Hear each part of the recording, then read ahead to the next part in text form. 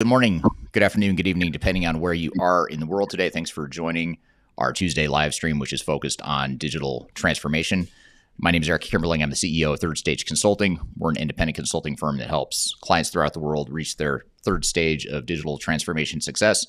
And this is our weekly live stream that we cover every Tuesday to talk about things related to digital transformation. And today's topic is going to be why digital transformations fail. And we're going to get an attorney's perspective on why they fail, and more importantly, what you can do to avoid failure in digital transformation and what you can do to mitigate risk contractually and from other legal angles as well.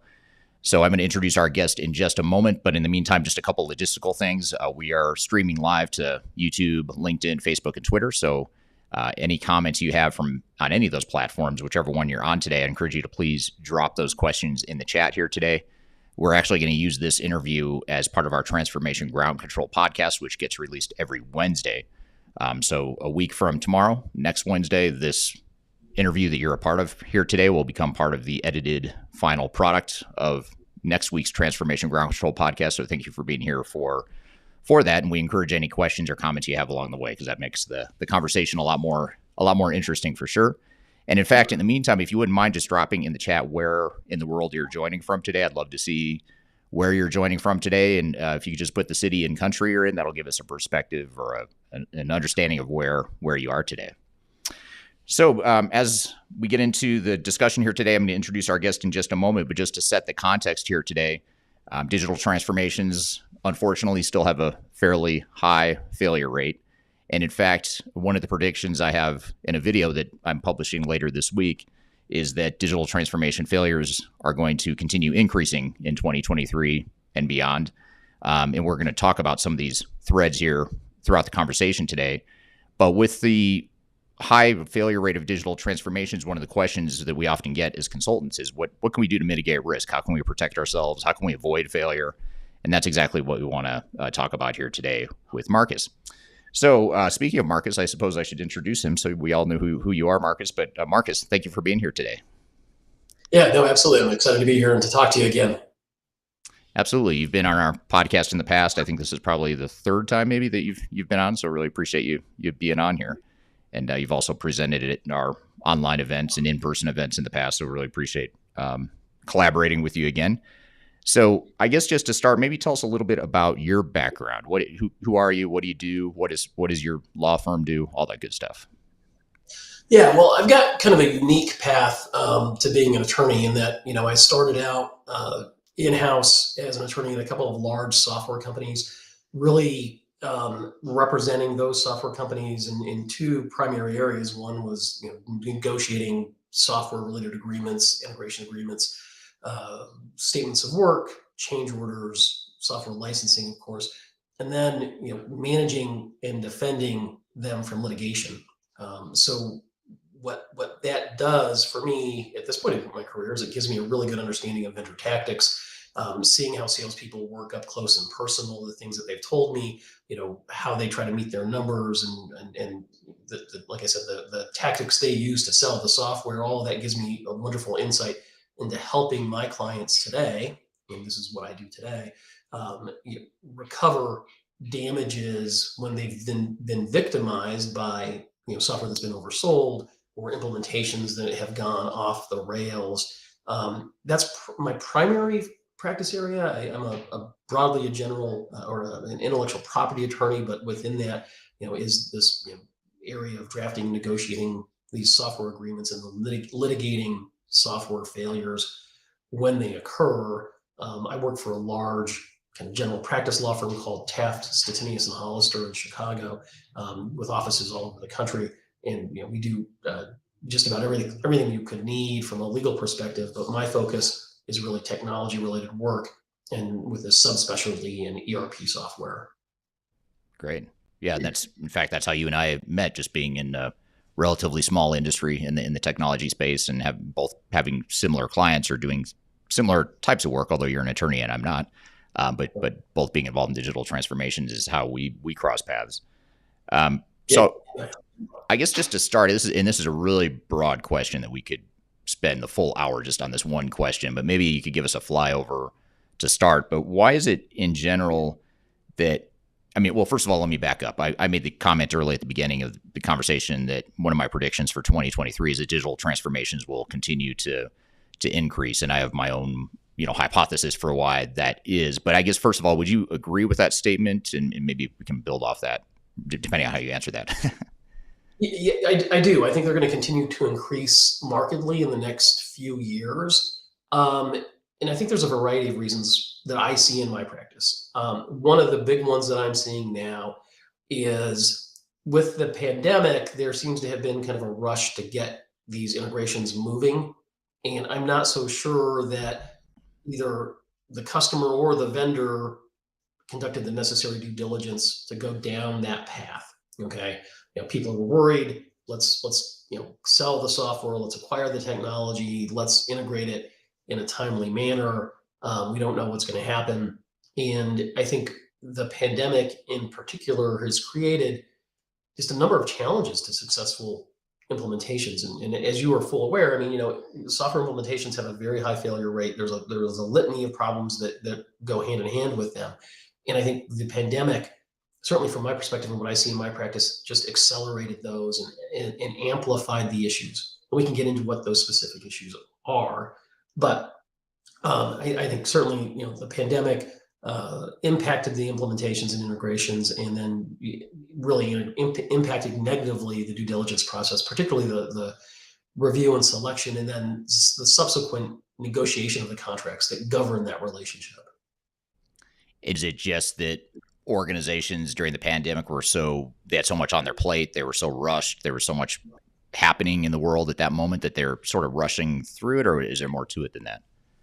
Well, I think there's more to it than that. I think that's a simplistic way to say it. And really, when you look at more of the nuance, which is what we do in these lawsuits, it's really a failure to properly manage. And one, I think it's really, just a perfect storm of situations. You have, vendors that are overselling software. They're underestimating the implementation costs.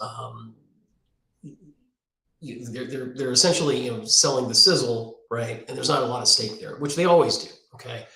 But here you couple that with primarily remote integrations, with the failure to assign the promised consulting team to the implementation. You've got people, in far-flung regions of the earth, India, Mexico, Poland, whatever, trying to do an integration in Denver.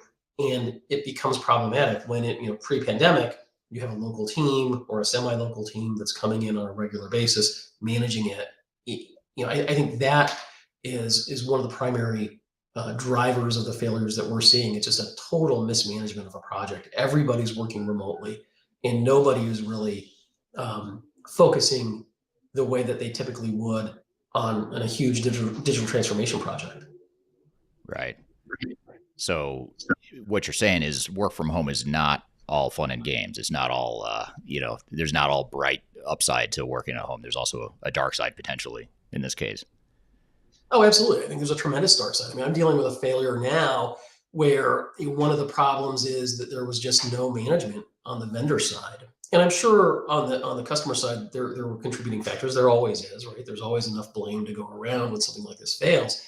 But we've got a situation where the team that was promised was all supposed to be based out of California, and lo and behold, they get into the integration. They keep saying, "Well, we can't get our team in. They're on lockdown. They're in quarantine. There's only certain times where they're available that aren't consistent with Mountain Time." I mean, it was just absolutely ridiculous. So there's a whole bunch of drivers like that. I think there's some market factors that are contributing to the problem as well. There's a lot of pressure from vendors to upgrade, to replace aging systems. They're end-of-lifing certain things. So that creates a sense of urgency, which in my view is probably a created sense of urgency to drive revenue. And so, you put all these things together with the difficulty that you're already facing in an integration or an implementation. And like I said, you've got this perfect storm of problems. Yeah.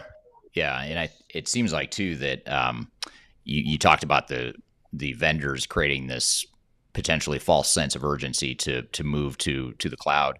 It reminds me a lot of Y2K. For those of you that remember Y2K 20 years ago, there was sense of panic in the industry that we have to switch our old systems because, if the two digits switch over to 00 for 2000, all the systems might crash. And what was interesting is, the industry spent, however many billions of dollars on transformations during that time. A lot of them failed for these same reasons.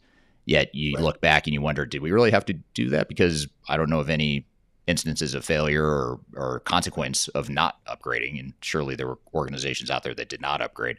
So it's to me, it's sort of a similar thing now. We've manufactured this panic in the industry that we have to move to the cloud. If we're not in the cloud, we're dying and we're falling behind. And it's really creating a unhealthy pattern. I would say. Would you agree with that, or how does it affect transformations?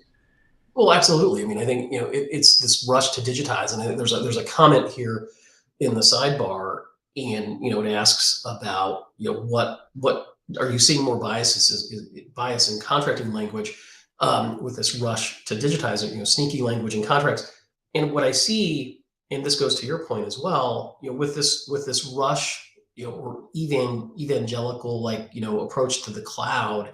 It's really kind of a take it or leave it scenario from a contract perspective. Okay, they give you their document and they say, well, it's a standard product offering across our customer base, so we can't make any changes to this. Microsoft is notorious for doing this. Oracle is notorious for doing this.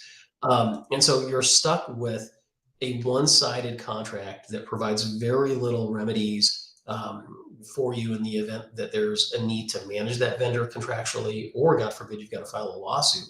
They've mitigated their risk so much and shifted it to you because they refuse to even take into account reasonable requests to modify that contract because it's the cloud, right? And that's just all smoke and mirrors in my view. And that I think is very much going to come home to roost. And there's a lot of nuance associated with that comment.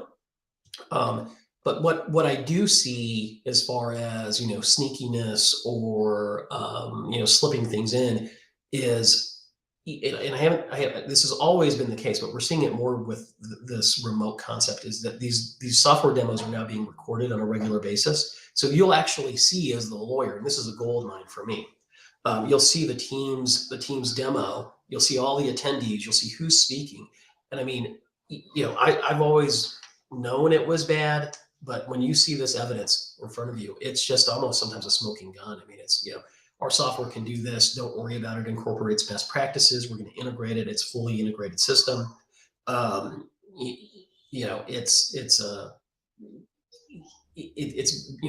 going to take it's going to take into account all of your digital transformation needs, and we're going to be kind of your one-stop shop for technology solutions. And you get questions, oh yeah, what we've shown you is actually in production. It's real. It actually exists. And come to find out, you get into the integration and they're actually building this technology that was supposed to be, out of the box or something. So I'm seeing a lot more misrepresentations than I have before. And I don't know if that's a function of all these things that we've been talking about, or if it's just a function of now having more access to these digital tools that record these things. That's interesting. I that never occurred to me, and I hadn't realized that post-pandemic you're leaving a lot more smoking guns behind, whatever evidence of potential misrepresentation or he said, she said. Now you've got more documentation during the sales cycle. And it seems like a lot of these failures, or at least the litigation that you're involved with, if I understand correctly, a lot of it is stemmed back to or traces back to the sales cycle. So in other words, when I've been an expert witness for you or other attorneys, it seems like, one of the first things you do is you go back to the beginning of the sales cycle, and usually the dominoes are starting to fall at that point. Would you agree with that? Or maybe what are some other examples of how that might be true? Well, no, that's exactly right. I mean, the way these contracts are structured, it forces you to have to focus on the sales cycle and the representations that were made. And so when they tell you that the software, it can deliver the earth, the star, the sun, and the moon, that's what you're looking for as an attorney, right? You want the unreasonable misrepresentations.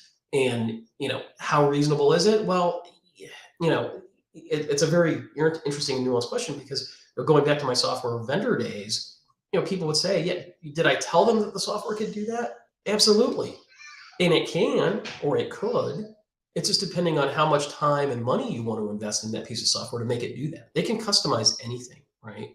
So, I mean, you have to go into these things with realistic expectations and understanding, you know, what you're in for, and having done even just a minimum of due diligence. If you rely on the representations that the salespeople are making, they've got to help you, because you're going to be in for a real tough time when it comes time to deploy that system, or use it, more importantly. Yeah, yeah, absolutely. I want to shift gears just for a second and look at the audience here. I want to thank everyone who commented on where they're joining from today. We have Mohit from Mumbai on LinkedIn. Thank you for being here.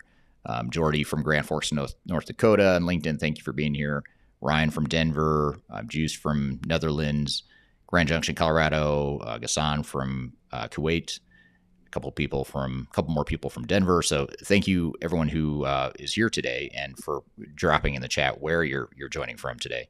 I wanted to get to another audience question here, and it's from a company I've heard of. It's called Third Stage Consulting. I know them, but the Third Stage Consulting says, "What are some main red flags in shifting cloud system contracting that organizations should be aware of?" So I guess just looking at the cloud in particular and cloud technology, what are some nuances that are different with cloud solutions that procurement and IT people might not be accustomed to, or what are some of those pitfalls they might fall into contractually?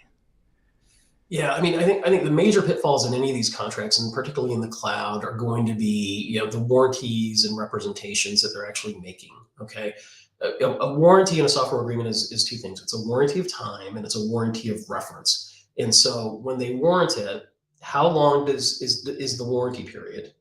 And if it doesn't start until after deployment, after go live, that's problematic. Okay. And if it simply references the documentation, it doesn't reference anything that was told to you, or anything that's tangible that you have seen, that's another red flag. That's a standard vendor tactic, that is certainly prevalent in the cloud. It was prevalent in the on-premise environment as well. So the warranty doesn't amount to much, right? You also want to be aware of what the limitations of liability are. If this all goes sideways, right, and I've got to sue, how much money can I get back? Do I get a refund? Do I get some subset of the money that I've spent? Do I get nothing? And it's going to run the gamut. Okay. If you're talking about red flags, I think you need to really pay attention to how willing is that vendor to work with you on unreasonable contract terms, because to me, I think that sets a tone for the company culture. Okay. If they're not willing to work with you to address what are reasonable issues and concerns that you have, then how are they going to act when they're actually supporting the software, implementing the software for you? What are you getting yourself into? That's something that you really have to be aware of. If you're talking about red flags in that are very specific to the cloud environment, I think you really want to focus on uptime guarantees. So remember, when you're deploying a cloud solution, it's not on your environment, right? It's not on your servers, it's somewhere else. And you have to make sure that it has a certain availability. It needs to be 99.9, 99.5, whatever is reasonable to you. It's got to be up a certain amount of time. It's got to be accessible and usable by you. And here's where the red flag is. If it isn't, what happens? Okay. What are they going to do about it? A lot of times they'll say, well, we'll endeavor to make it available this much time for this amount of time. And if it's not, then we'll endeavor to do something about it.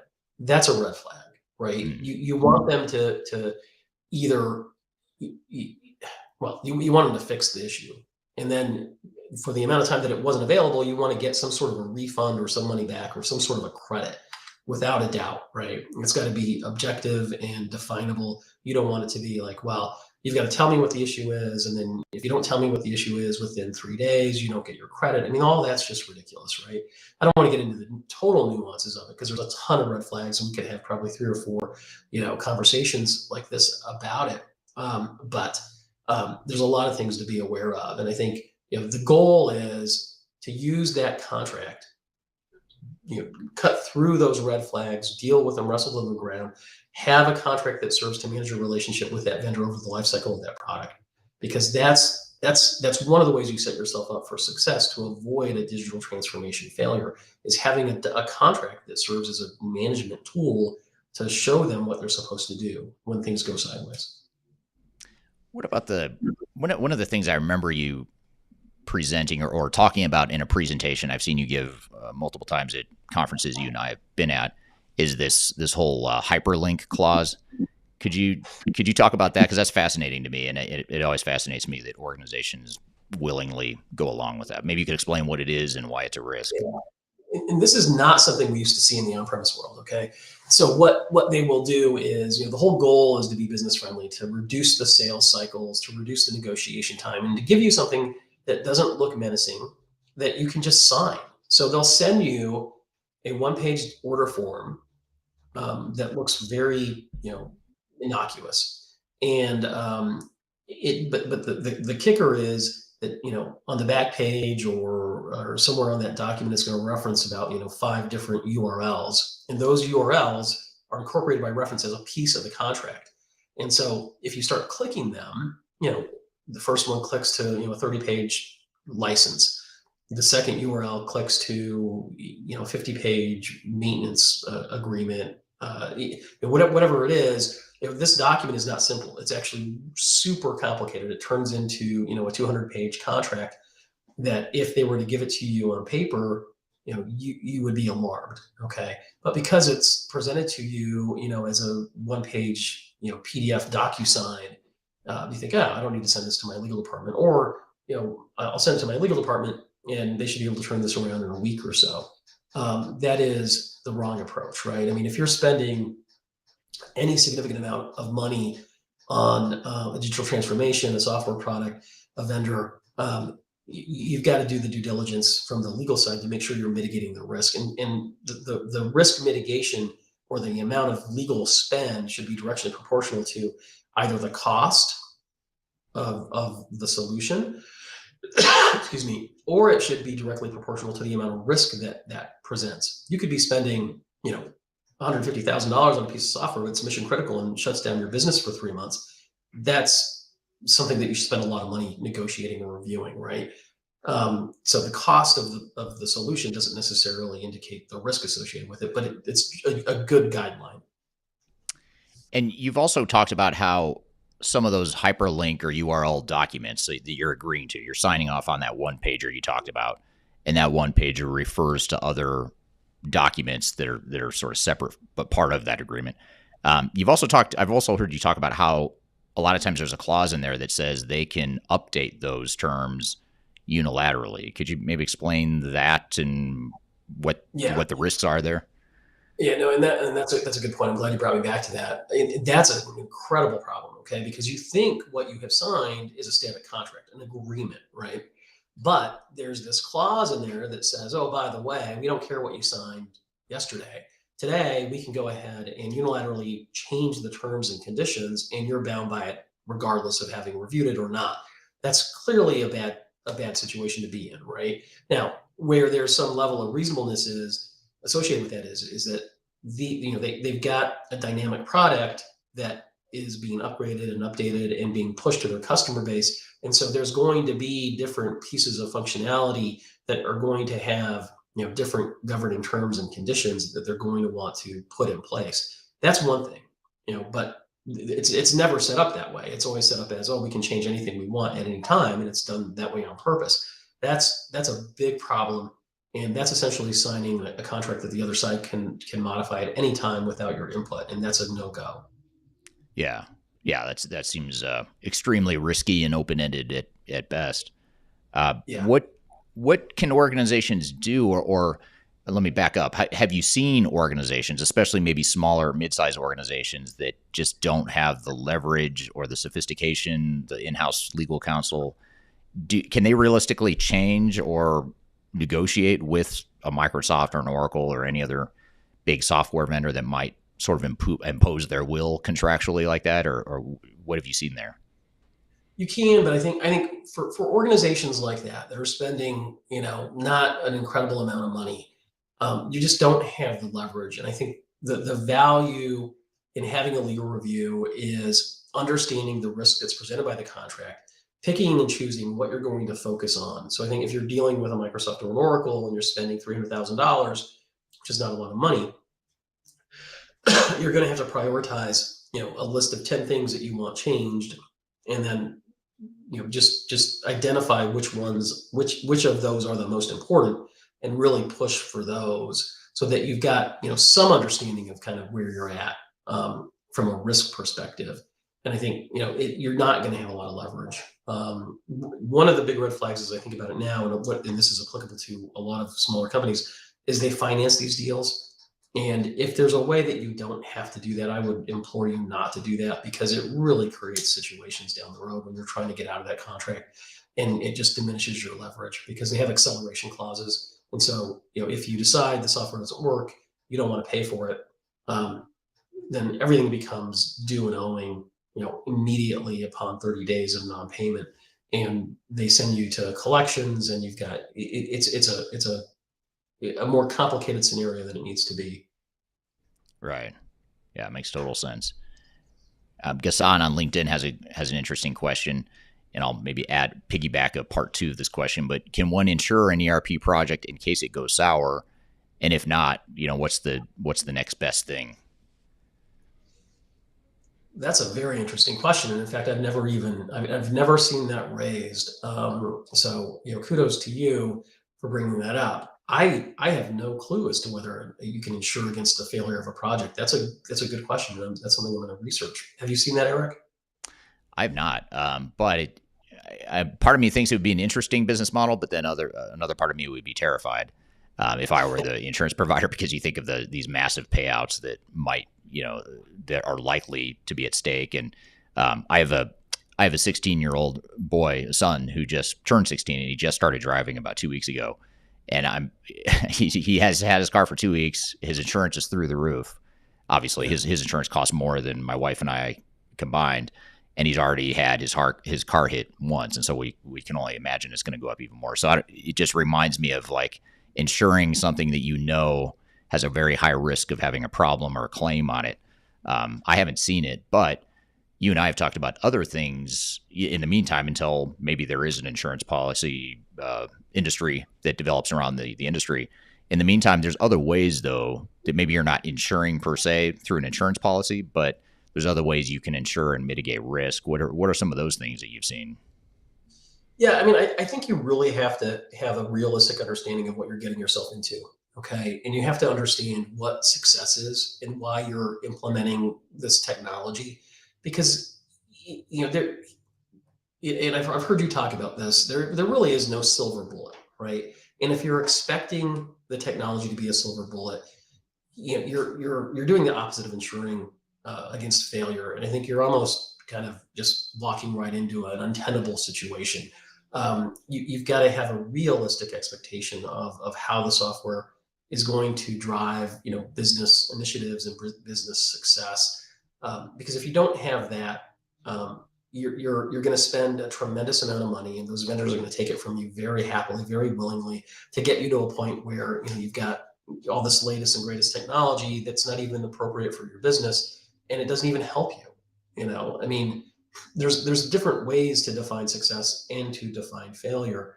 From a contractual standpoint, I think it's simple. I mean, put in place the necessary tools to manage that vendor throughout that process and account for all of the things that go wrong.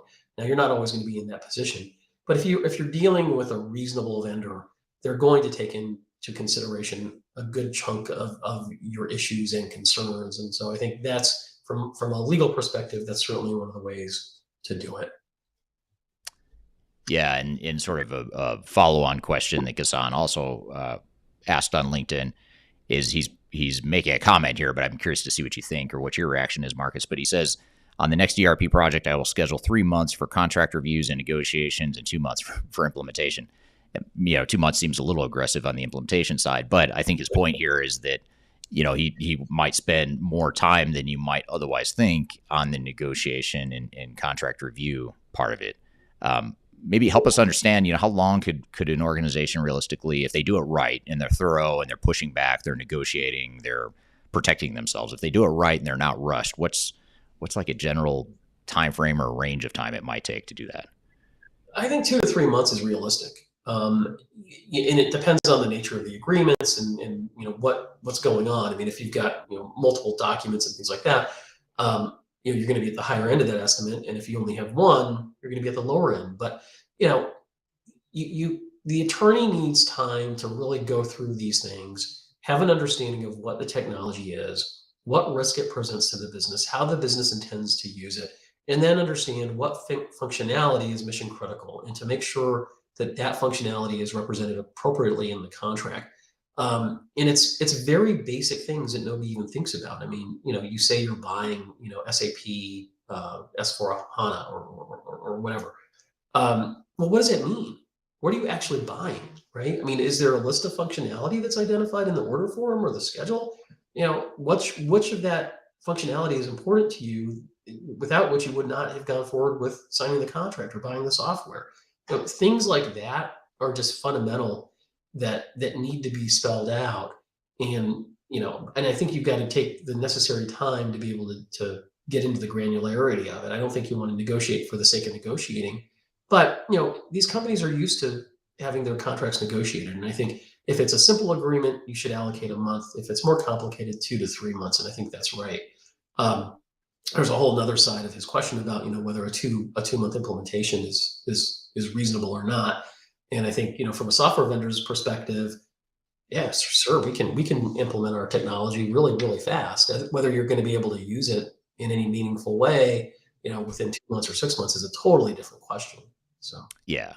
yeah, Yeah. They're on the hook oftentimes for delivering working, functioning technology, but the technology working and the technology working for your business are two different things. So absolutely.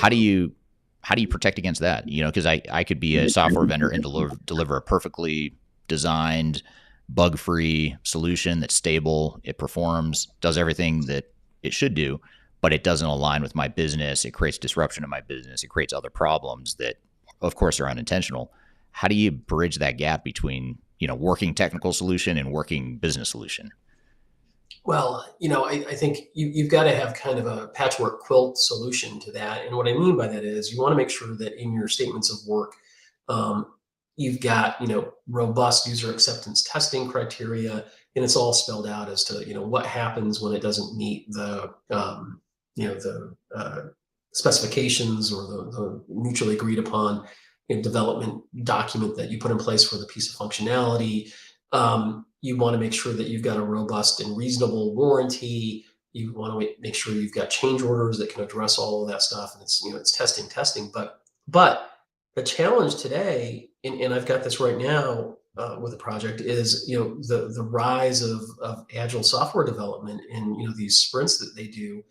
Um, I think the fundamental challenge with that is, when you're doing a project with an agile software development methodology, is you see, if you're building a person, you see a finger 1 week, then you see a foot the next, you might see a torso or a leg, and you're testing it, but then you don't know how it all fits together until the very end, and that may not work at all. So Right. I think you know that creates its own issues. But in a word, I think it's this patchwork quilt of having good contractual language, methodologies for testing the software, methodologies for remedying software that doesn't meet mutually agreed upon specifications, and that's something that your lawyer can help you with, and that is really critical these days. Yeah, you're hitting on a really interesting and important nuance, because a lot of what we've talked about so far in this conversation has been more like on the software side. Those are the software vendor side, but there's also the system integrator or the implementer, which may or is likely to be a separate third party, separate from the software vendor. And you could have a system integrator or an implementer that does everything they said they would do in the contract. Contractually, it's tight. They did A, B, and C, but the problem is the contract or the statement of work says the wrong things. It's not, even though they met the terms of the contract. To your point, they agreed to do. They said they would take an agile approach, and they took an agile approach. They said they would test each of the individual units of the software. They did that, but they didn't do the integration testing, or they didn't do these other things that were never in the contract. How do you Right. how do you kind of bridge that gap between sort of the, call it the science of the contracts, which is everything that's listed in the contract was accounted for, versus the art of it, which is, yeah, you did everything that was in the contract, but there's things that you should have been doing that in hindsight you probably should have put in the contract as well. So how do you advise organizations on that? Well, it's really challenging, right? Because you're almost a broken record and you're saying, look, this needs to be in the contract. Everybody wants to get the deal signed quickly. There's, incentives, monetary incentives, discounts to get that contract signed by the end of the year or by the end of the quarter. And so nobody wants to really focus too much on it. And they're thinking, well, we know what we're doing and we're going to be good at it. And, we don't need that level of granularity. When in reality, I think you do, and it's nice to have. But if you don't have it in the contract, I mean, you've got to make, you know, sure that you have very seasoned and experienced consultants on your side as the customer, right? You've got to have a project manager that really knows what they're doing and is going to be able to hold their feet to the fire. Because I think what you end up happening a lot of times is not only does the software get oversold, it's the services that get oversold. Okay, so I've got a case now where what the customer is in a new industry vertical for this particular vendor, and this is not a perfect example because it's a vendor slash software provider at the same time. So it's all one throat to choke, so to speak. But they say, oh, we've got an incredible amount of industry experience, and we've done this many, many times before. Come to find out, they've never done it in this particular scenario. They're not assigning the right people. There's other projects that are more important, more lucrative. They're reassigning resources and consultants to these other projects instead of having them, have a consistent tenure on the customer's project.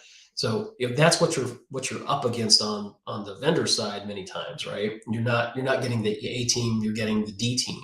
Okay, you're getting people that not only don't understand your industry, they're new to the technology or the software or the product, and so you have to compensate and anticipate that that's going to be the case by having very good people on your side to the extent you can. Right. Right. And I know we've talked a lot about litigation, how you get involved with litigation when things go south, things end up being a failure, or someone's angry with the other party and they decide to file a lawsuit. That's where you often get involved. But you also get involved earlier in the process as well, don't you? Like, I mean, in other words, is it too early to hire someone like you to, especially if you don't have a super sophisticated internal general counsel, or your general counsel is probably likely not used to dealing with these sorts of contracts and these sorts of nuances you're talking about. But is that something that people listening here today can do? Can they hire someone like you to take a look at the Yeah, contracts and give them advice more from a legal and risk mitigation perspective? I think you need to get your attorneys involved way sooner than you actually think that you need to get them involved. There's an old saying in my industry, it's early legal advice is not expensive. Okay. Right. It's late legal advice that is incredibly expensive. So if you get your attorney involved, he's looking at your RFI, your RFP, he's looking at your requirements for the software. He's involved in the software selection process to some extent. That should help you. And it's going to have the overall effect of mitigating the likelihood of a failure down the road, because they should be able to kind of see this from an objective standpoint and cut through the BS of the vendors. So yeah, I mean, I think if you can actually have your attorneys develop an RFI for you or an RFP. A lot of times people will go to independent consultants that specialize in software selection to get that done. And I think that's what services that you guys actually provide.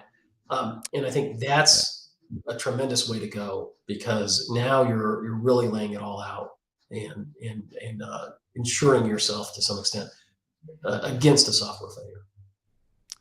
Yeah. And I think what you're saying is especially true, again, if you don't have internal general counsel that has done this a million times and negotiated this a million times, seen all the pitfalls, seen the lawsuits, seen the failures.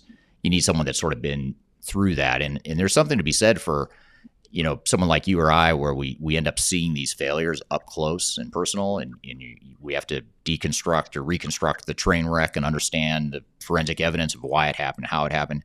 There's so much you learn in that process that's far different, in my opinion, than just stubbing your toe along the way, which we all do.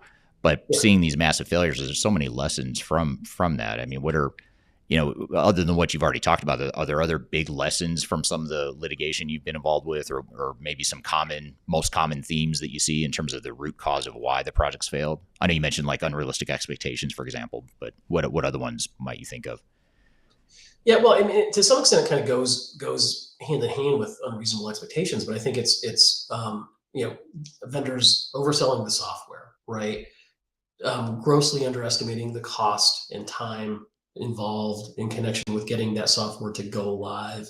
Going live, but not doing it in a reasoned and thought out way, so that when you actually are live on the software, it's actually something that you can utilize. I think failure to test the software sufficiently is another issue, which we kind of touched on.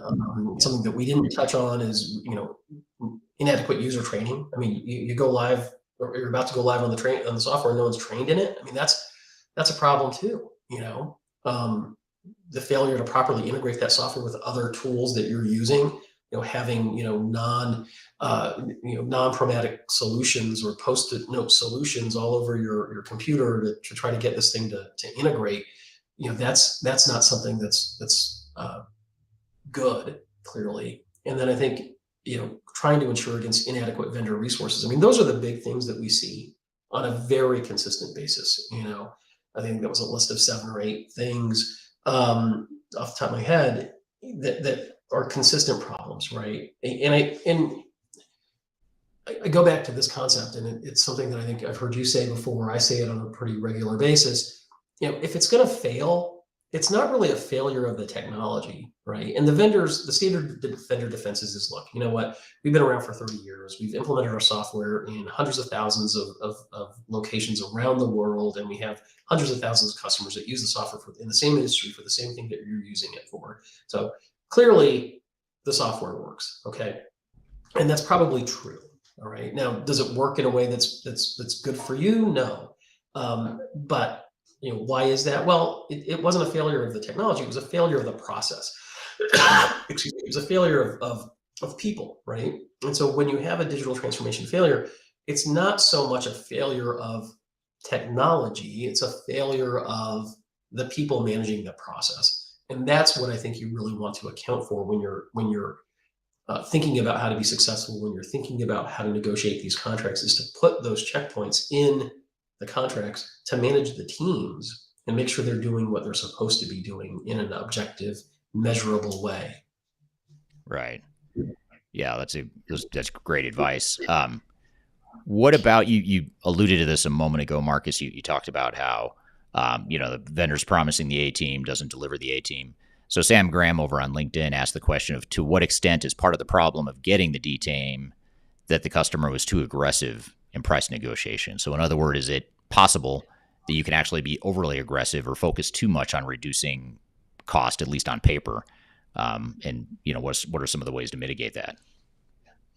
Yeah, I think that's a good point, and I think we do see that happen. I mean, we've seen aggressively priced or unrealistically priced projects, and all of a sudden, the team that you were promised is reassigned to all these other more lucrative projects that the vendor has, and you are left with people that are not very good. Now, whether that was all illusory in the beginning, that's another debate, right? I mean, if you're telling me I'm going to get the A team, how good is your consulting base as a general rule?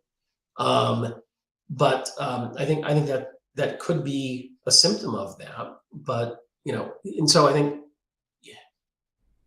there's an old adage: you get what you pay for, right? And right. I think there is truth to that. But as a customer, you don't know that. I mean, you're just trying to get a reasonable low price to get this thing accomplished.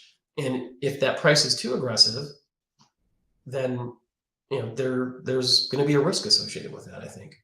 And we've seen that. And there's a case that you and I worked on a long time ago where the vendor had made some commitments via pricing and timelines and all sorts of other things that were just way unrealistic. And because they were trying to meet those contractual obligations, I think that was one of the contributors to the failure. So yeah, we do see that sometimes. Yeah, absolutely. What about, here's a really interesting question that I don't think you and I have ever touched on this in our discussions in the past, or at least not that I recall, but this is from Ghassan on LinkedIn. He says, zero code, no code solutions that allow client to make no code may disqualify the warranty. It's a trap. So maybe just broadening that a little bit. You've got vendors that obviously offer customization tools, configuration tools, and then now, there's a big movement towards this whole low code, no code concept. Have you seen cases where organizations, whether it's through low code, no code, or customization, configuration, or whatever, have you seen organizations that are changing the software to fit their business needs, but somehow they invalidate the warranty or somehow they create more problems, at least from a legal perspective, than they solve potentially? I haven't seen that specifically, though I've seen language like that in the contracts. It hasn't come up yet as a defense to a warranty claim. It's a matter of time, and we will see it in the very near future. What we will see, though, and it's a similar concept, is where the term of that warranty or the reference, the specifications, the documentation are all manipulated in a way so that the client can't actually take advantage of the warranty obligation in that contract. So, for example, in a case that we have now, the warranty ran from basically when it was put in a production environment. When the software was put into a production environment, the warranty started to run. Okay. But the software failed all these tests in the sandbox, and the vendor said, well, once you put it in a production environment, you're going to be able to test it and it's going to be able to work. So everything got accelerated before it should have been into a production environment. And by the time the client realized that it really wasn't working, the warranty period had already lapsed. So there's a lot of things that they will do to specifically invalidate your ability to make a warranty claim. And this whole no code, code change kind of thing is certainly one of them. And so you've got to be very careful about what you're doing and making sure. That's something an attorney should catch, though. Okay, when they're negotiating that contract, they should be able to say, okay, well, how does this warranty mechanism really work? And if there's something inherent in my ability to utilize the software that invalidates the warranty, that's an attorney problem that you have, in my view. Someone didn't pay enough attention to the contract, because that stuff should not ever happen. Okay, now I think it's harder to contract around against blatant just kind of jerry rigging the system on the back end. Because everything's got a warranty term, and if they're going to accelerate that term unreasonable, I'm not sure how you contract around that, but it certainly happens, and it's certainly problematic. Yeah, it's such a fascinating dynamic when you get into these litigation situations where a lot of times it starts out with implementing organization that hired the vendor says, you deliver software that doesn't work, it's broken, whatever, there's something wrong with your software. Vendor points the finger back and says, no, you customized the software, you changed it, you made it do something it shouldn't do. And the response to that as well, it's because your software couldn't do what we needed it to do. Vendor says, well, it's because you refuse to change, your people refuse to change and just adapt to our best practices and our technology. So it ends up being just a lot of back and forth where, quite honestly, having bid on both sides, there's merit a lot of times to both sides of the argument. But I guess, where do you see, in your experience, where do you see most of that blame lying? Or do you see a pattern where, it's typically a, 70-30 split toward one party or the other? I mean, do you see that at all, or is it pretty evenly split, or what are your thoughts there? Well, we evaluate a lot of cases, and we don't take as many as we evaluate, right? We take a side. We usually will represent customers and not vendors. And early in my career, I was on the vendor side. I've switched to the customer side. And the cases that we don't take are where the contract doesn't provide any value, it doesn't make economic sense, or where it appears that the blame for the implementation, the tipping point from where you could not return to save that project, it was really on the customer side and not on the vendor side. That's not a case that we would take on today. Okay. Right. If we're representing a vendor, sure. But those are not good cases. And you see that. I mean, customers, go through, changes in their business structure. They go through acquisitions, mergers, whatever it is. And, those can tend to take their eye off the ball. Certainly not in every case. And not if it's a solid situation, it doesn't.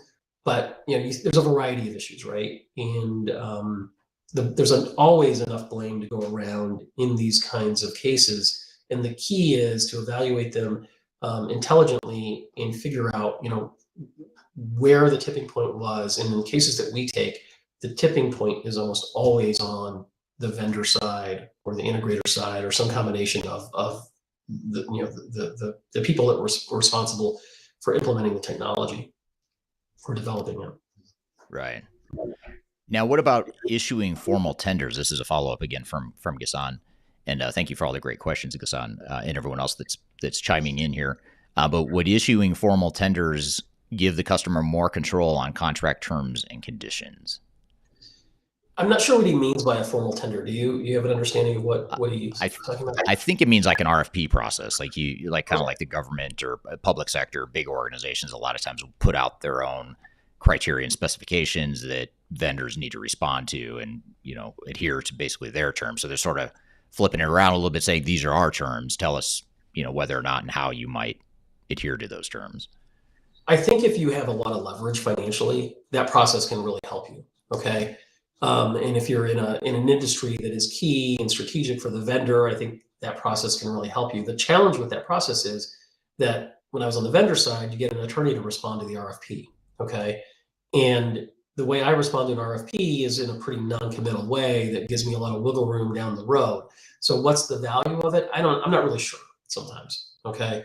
If you're dealing with a big software company and they're just responding to respond, I don't know how much it's really going to get you to where you need to be to evaluate that software in a reasoned way. I think what it does do, though, is it insulates you from a claim later that vendor didn't understand what your business requirements were, or that vendor doesn't understand what was critical to your business and what the software had to do.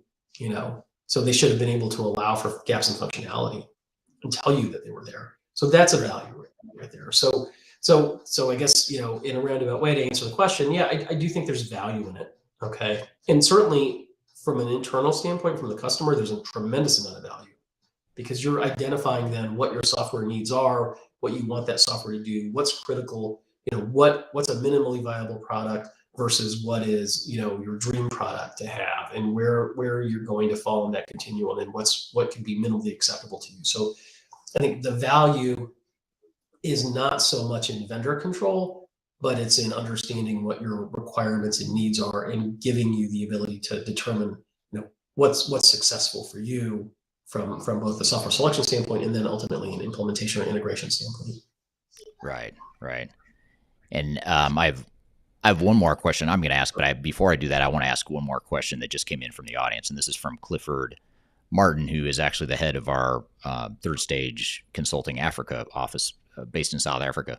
But he has a question here of, are project failures not often a matter of unreasonable expectations, which we did talk about that earlier, about how unreasonable expectations are often the root cause of these sorts of challenges.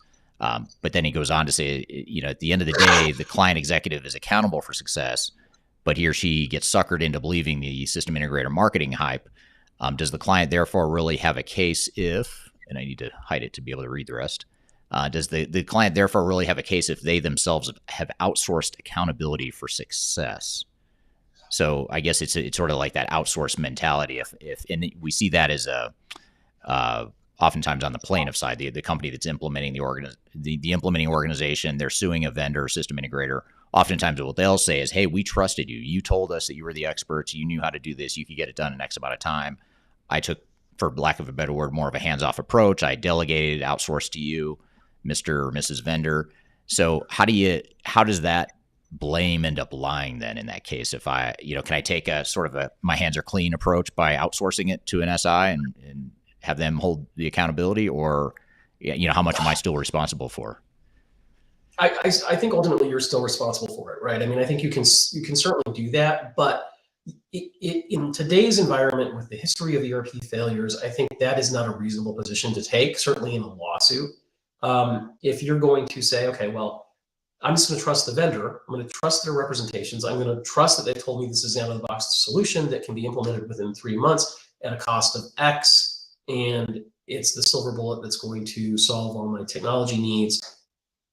It becomes very difficult to defend that position in court. Okay, so I think for certain allegations in a lawsuit, you have to have reasonable reliance on their representations to even have a case. Okay, so if you were unreasonably relying on everything that they said and you outsourced everything, it's not going to do you any favors in the courtroom, because you will have been deemed to be an unreasonable business person implementing, a mission critical system and not even paying attention to it. So, that's not going to go in a good way for you.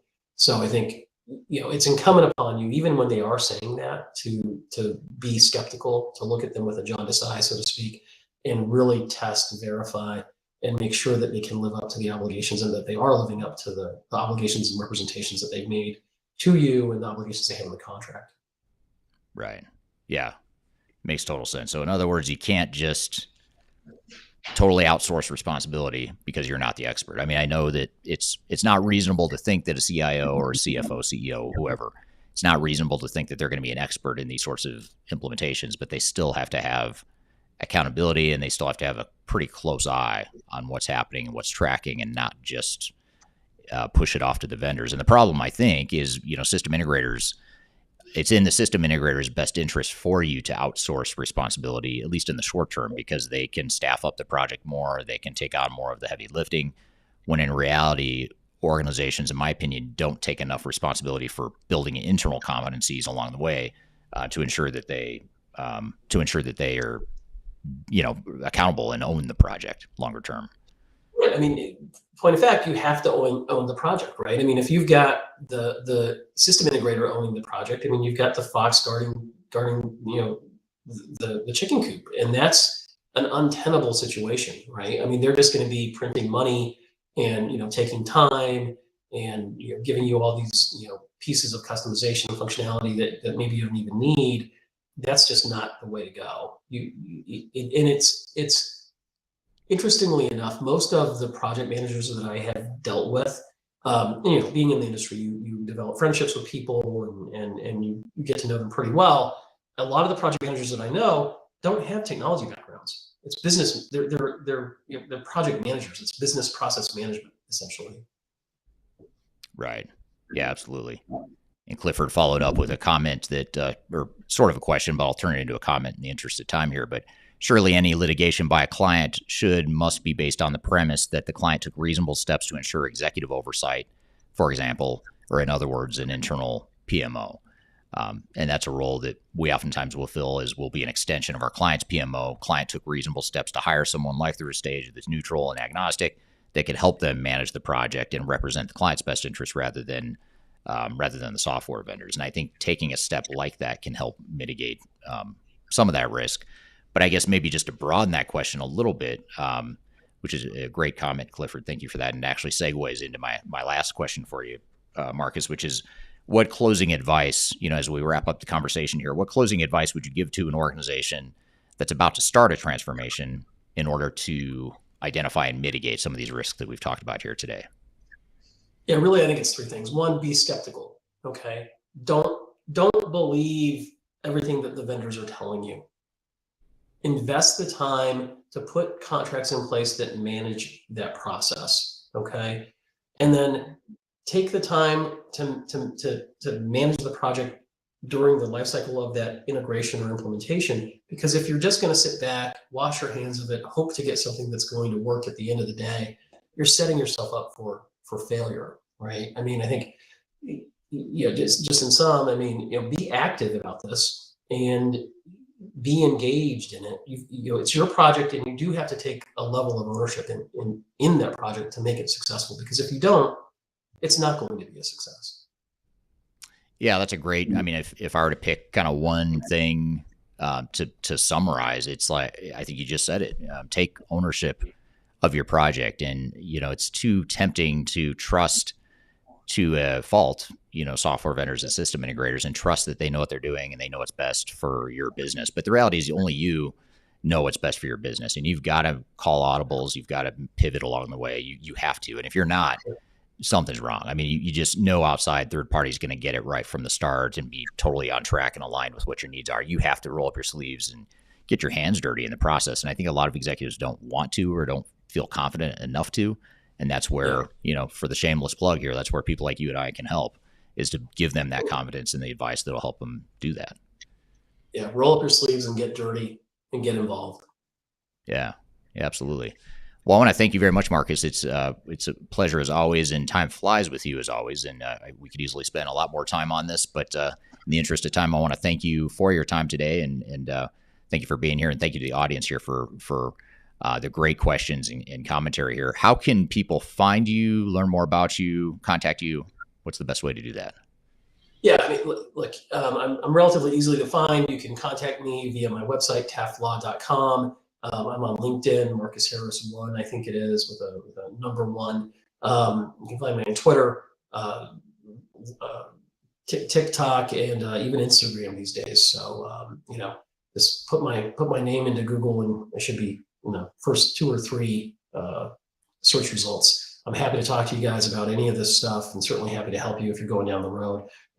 Just to get a sense and get a lay of the land and point in the right direction is really important. So great. Perfect. Well, thank you so much for being here. Really appreciate it. And thank you again to the audience for being here. This live stream or this discussion will be part of our Transformation Ground Control podcast that'll be released next week on a week from tomorrow, on next Wednesday. So be sure to check that out. It's something that streams on every Wednesday to YouTube, LinkedIn, Facebook, and Twitter. But you can also find the podcast on all the audio podcast platforms as well, including Apple, Spotify, Google, and Amazon, among others. So be sure to subscribe to the podcast there, and you'll get access to this edited version along with other content to build on what we talked about here today when that is released next week. So we'll see you next Tuesday. We do these live streams as part of the podcast production every Tuesday at the same time, same place. So be sure to check us out there. Thank you, everyone, again for being here. Have a great week, and we'll look forward to seeing you all soon. Thank you. Bye-bye. Yeah, thanks.